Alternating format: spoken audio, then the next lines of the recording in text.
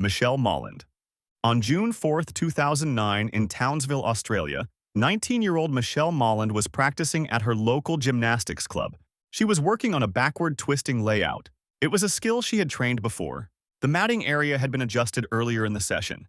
A section of protective padding had been moved and was not returned to its original position. Michelle began her run. Her steps were steady. She set into the flip. Her body rotated through the air, but her rotation carried slightly too far. Instead of landing on padded flooring, she came down headfirst onto exposed concrete where the mat had been removed. The impact was immediate. A sharp sound echoed through the gym.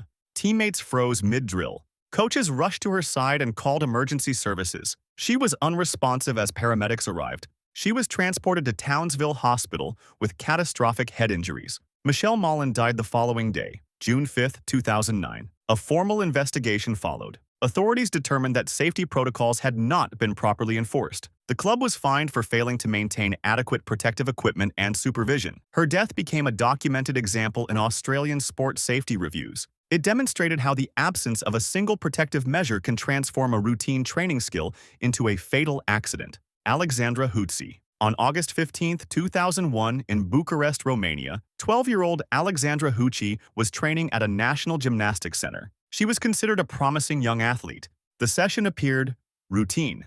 Alexandra was not performing a high-risk release move. She was completing light drills while recovering from a minor wrist injury.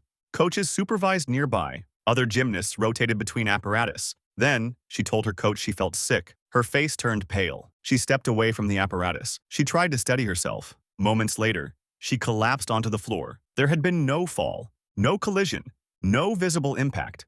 Coaches called emergency services as teammates cleared space around her. She did not respond. An ambulance transported her to a hospital in Bucharest. Doctors conducted scans and discovered a massive brain hemorrhage caused by a congenital vascular malformation. The defect had gone undetected. She remained in a coma for 5 days as doctors monitored brain activity and swelling. On August 20, 2001, Alexandra Hutsi died at age 12. Her death was not caused by a gymnastics skill, but it deeply affected Romania's training community. It underscored that even under supervision and controlled conditions, hidden medical conditions can become fatal without warning. Julissa Gomez. In May 1988, in Tokyo, Japan, 15-year-old Julissa Gomez was warming up for vault at the World Sports Fair. It was part of routine competition warm-ups. Julissa was one of the top American junior gymnasts. Her signature skill was the Yurchenko vault, a move that required a round-off onto the springboard and a blind back handspring onto the vaulting horse. She had struggled with consistency in previous attempts. Coaches continued working the skill during warm-ups. As she sprinted toward the board, her steps were slightly off. Her hands hit the vaulting horse at the wrong angle. Her body did not clear the apparatus. Her head struck the horse directly. The sound echoed through the arena. She fell to the mat and did not move. Medical staff rushed in. Doctors later confirmed she had broken her neck. She was paralyzed from the neck down and suffered severe brain damage due to oxygen loss.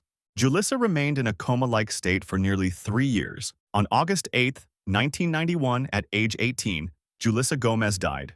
Her death led to major equipment changes. The traditional narrow vaulting horse was eventually replaced with a wider, more stable vaulting table to reduce the risk of similar impacts. Christy Henrik. On July 26, 1994, in Independence, Missouri, 22-year-old Christy Henrik died from multiple organ failure linked to anorexia nervosa. Her illness had developed during her years in elite gymnastics. Henrik was a member of the U.S. national team in the late 1980s. She trained daily at an elite level, preparing for international competition. At a meet in 1988, a judge reportedly told her she would need to lose weight to make the Olympic team. At the time, she weighed around 95 pounds. She reduced her food intake. Her training continued. Her weight dropped steadily. Teammates later described long practice sessions where she pushed through visible exhaustion. Meals became smaller. Recovery became slower. Her performance began to decline as her body weakened. Coaches and doctors attempted interventions, but the disorder had already progressed. Her body mass fell to approximately 47 pounds. Her muscles deteriorated. Her organs began shutting down. She was hospitalized repeatedly in the early 1990s as her condition worsened. Christy Henrik died just days after her 22nd birthday. Her death intensified scrutiny of weight standards and body image culture in women's gymnastics. It forced national programs to re-examine judging expectations and athlete health monitoring.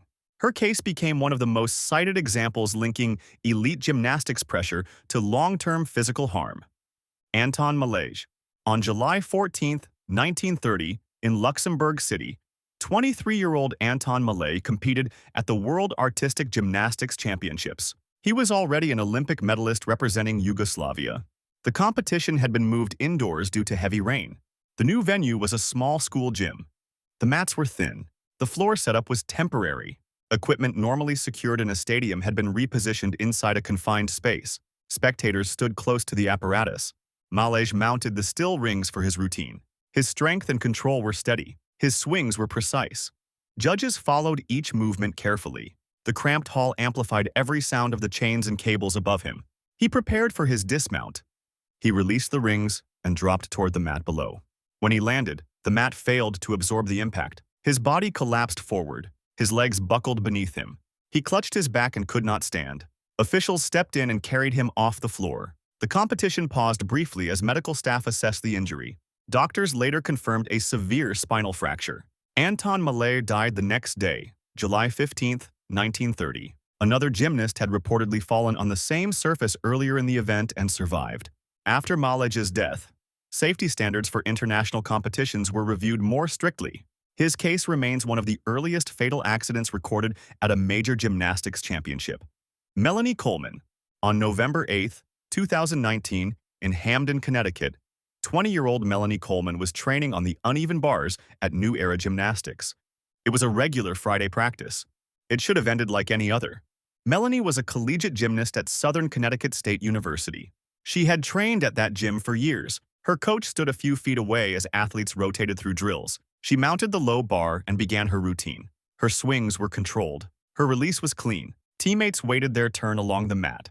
Then, as she transitioned between bars, her timing slipped. Her hands missed the high bar. Her body dropped headfirst. She struck the mat with force. Her neck bent sharply on impact. She did not get up. The gym went silent. Coaches ran toward her. One called 911. Another stabilized her head and told the others to clear space. Paramedics arrived within minutes and carried her out on a stretcher. She was taken to Yale New Haven Hospital with a severe spinal cord injury. 2 days later, on November 10, 2019, Melanie Coleman was pronounced dead. There were no broken rules.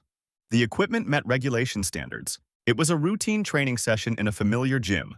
Her death stunned collegiate gymnastics and raised renewed concerns about the risk of even standard practice skills. Nguyen Minh Triet. On May 9, 2024, in Hanoi, Vietnam, 18-year-old Nguyen Minh Triet suffered a catastrophic training accident at the National Sports Training Center. He was a member of Vietnam's national gymnastics program. The session involved standard tumbling drills. Triet prepared for a backflip into a foam pit. The pit was designed to cushion mistakes. He had performed the skill many times during previous sessions. He stepped into position. He bent his knees and swung his arms. He launched backward into the air. But his rotation was slightly short. His neck struck the surface first. His body folded awkwardly on impact. He remained on his back, unable to move his arms or legs. Coaches rushed toward him and called emergency services. Teammates were cleared from the area as medical staff stabilized his head and neck. He underwent emergency surgery for severe cervical spine damage. Doctors placed him on life support as swelling around his spinal cord was monitored. For months, he remained paralyzed and dependent on medical equipment. His condition did not improve. On May 9, 2024, Nguyen Minh Triet died at age 18 due to complications from the injury.